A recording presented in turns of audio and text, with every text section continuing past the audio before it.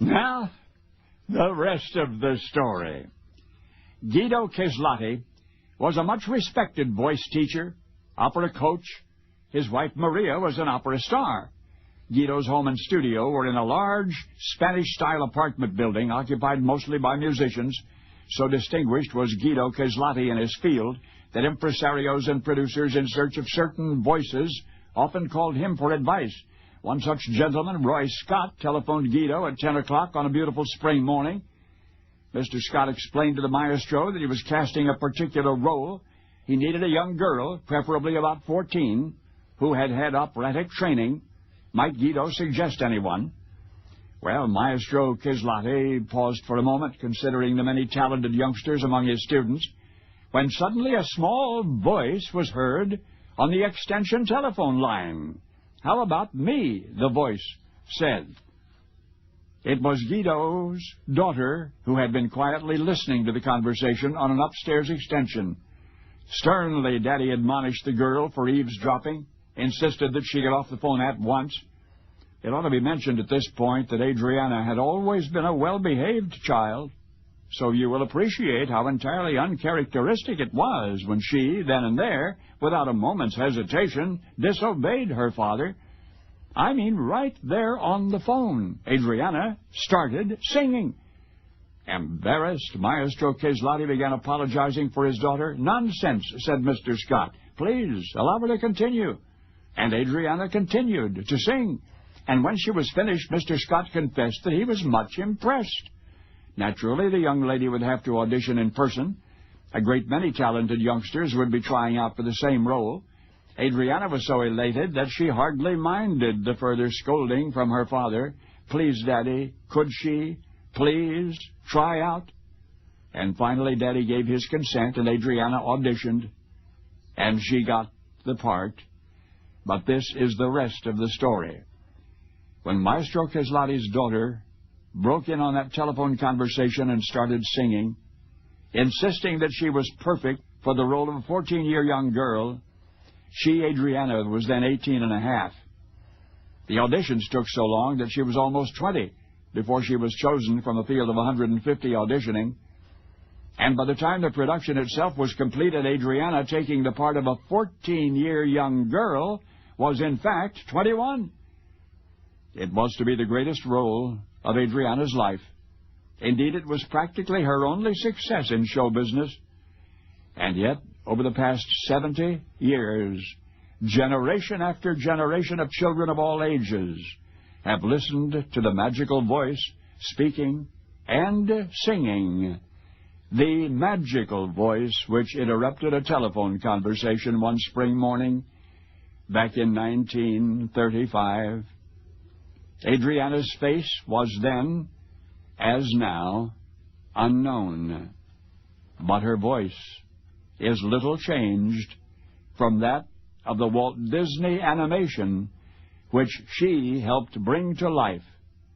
The voice of Adriana Caselotti, the maestro's daughter, is a voice unchanged and unchanging forever. The voice of Snow White. And now you know the rest of the story. And now the rest of the story. Adriana Loretta Caselotti was born in 1916 in Bridgeport, Connecticut. Adriana's father, Guido Luigi Emanuele Caselotti, was an Italian immigrant who worked as a music teacher and vocal coach. He was also the organist for the Holy Rosary Church in Bridgeport. Adriana's mother, Maria Josephine Caselotti, was also an Italian immigrant and operatic singer. She'd been a singer in the Royal Opera Theatre of Rome. Her older sister, Louise, also sang opera and gave voice lessons. So if you were a Caselotti, operatic singing was in your blood. In 1923, when Adriana was 7 years old, her family moved back to Italy so her mother could tour with an opera company. Adriana lived and went to school at the San Getulio convent in Rome.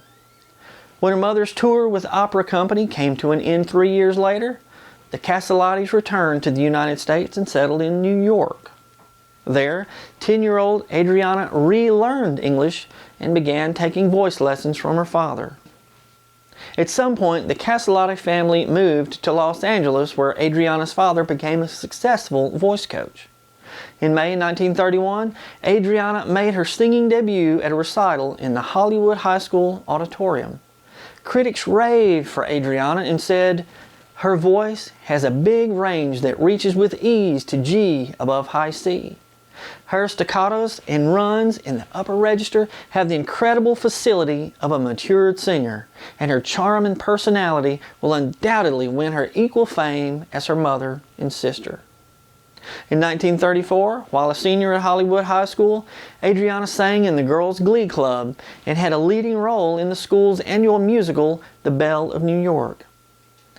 Adriana was a regular performer on stage and radio in Los Angeles. Her name regularly appeared in the nationwide newspaper column, The Voice of Hollywood. In 1934, as Mr. Harvey explained, Walt Disney hired Adriana for the voice of Snow White after turning down 150 other voices. Walt Disney described Adriana's voice as being ageless, friendly, natural, and innocent. At the time, Adriana didn't realize she was working on a full-length animated feature. She said, "They had told me that it was going to be a little longer than their shorts, which were 10 to 12 minutes. So I thought it would be 20 minutes long or so. I didn't realize what had happened until I went to the premiere. I saw all these movie stars, Marlene Dietrich, Carole Lombard, Gary Cooper, James Cagney. Everybody was there. I discovered this thing was an hour and 23 minutes long." For her voice, Disney paid her $20 a day to sing and read the lines. That may not sound like much, but before you judge Walt Disney too harshly, adjusted for inflation, that's a little over $450 per day in today's money. She worked on the film for 48 and a half days for a total of $970, which, adjusted for inflation, that's just over $22,000 in today's money. That's not bad for an 18-year-old for 48 and a half days of work in 1934. Keep in mind this was during the Great Depression. After Snow White and the Seven Dwarfs was released, critics praised Walt Disney. One newspaper reported, "So it is good now to have the expectation fulfilled that Mr. Walt Disney is beyond doubt a master of his art." While most reporters overlooked Adriana's contribution to the film, the Post-Star of Glen Falls, New York reported, "And inasmuch as the magic pencil of Mr. Disney cannot quite give Miss Snow White the voice with which she so effectively speaks and sings, the public should save a portion of its cheers for a young lady named Adriana Caselotti, who assuredly has one of the most bizarre, important roles in all the history of public entertainment." Another newspaper said, "Adriana's voice, both speaking and singing, is as much a part of the film as the animated artwork. One is unthinkable without the other." After the film became such a huge success, Jack Benny tried to hire Adriana for his radio show. When Walt Disney learned of this, he told Adriana, "I'm sorry, but the voice can't be used anywhere. I don't want to spoil the illusion of Snow White." Adriana had to turn Jack Benny down. After Snow White, Adriana pursued a career as an opera singer, dabbled in real estate and the stock market, had a bit part in The Wizard of Oz and a few other films, and wrote a book on learning to sing titled, Do You Like to Sing? Later on, she appeared at animation festivals where she signed autographs and sang snippets of "Someday My Prince Will Come." In 1993, Disney began planning to release Snow White and the Seven Dwarfs for the 8th time. Adriana, then 77 years old, said Disney paid her a total of $970 for providing the voice of Snow White for the film, but she thought she deserved more for her role in what turned out to be such an iconic film. Now when I say iconic, here's what I mean. In 1989, the Library of Congress selected it as one of the first 25 films for preservation in the National Film Registry. 2008, it was named as the greatest American animated film of all time.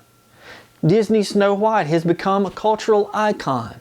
The character appears in all sorts of toys, games, video games, theme park attractions, a Broadway musical, a live-action film. Snow White and the Seven Dwarfs was the first animated feature film produced in the United States. Everyone told Walt Disney he was crazy for wanting to create a feature-length animated film. If the film had failed, Walt Disney would have been bankrupt. The film was also the first cel animated feature film. Now, let me explain here. In the era before computers created animation, animators created one picture or cel at a time. Snow White was filmed at 24 frames per second. That means for each second of the movie, animators had to create 24 different pictures. The finished 83-minute film is comprised of 119,520 individual cels. It was an expensive and time-consuming process. People in the film industry began referring to Disney's project as Disney's Folly.